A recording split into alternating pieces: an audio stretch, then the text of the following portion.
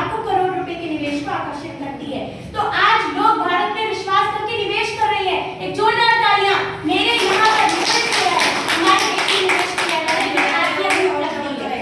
इसके बाद अगर मैं बात करूं अपने भारत की, कि भारत को लेकर आज तो सद्भाव लाभ, जैसे कि अगर मैं बात करूं अफगानिस्तान और यूक्रेन में पैदा हुए संकट, आपको पता है कि जब यूक्रेन में संकट आया वहां पर हमारे कई विद्यार्थी फंस गए, तो भारत इकलौता ऐसा देश था जहां वो अपने विद्यार्थियों को वापस लेके आया। यहाँ तक कि पाकिस्तान वालों ने भी भारतीय झंडे लगा करके वो अपने आप को वापस लेके आए। तो ये मेरे झंडे का मान सम्मान है। भारत माता की वंदे।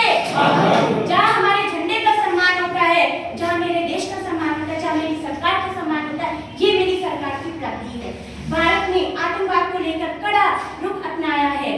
आज भी अगर हम देखें तो आतंकवाद के विरुद्ध सबसे पहले भारत खड़ा होता है ना। तो यूएनएससी काउंटर टेररिज्म कमेटी की एक विशेष बैठक आयोजित की गई, जिसमें भारत ने आतंकवाद के विरुद्ध अपनी भूमिका को स्पष्ट किया है।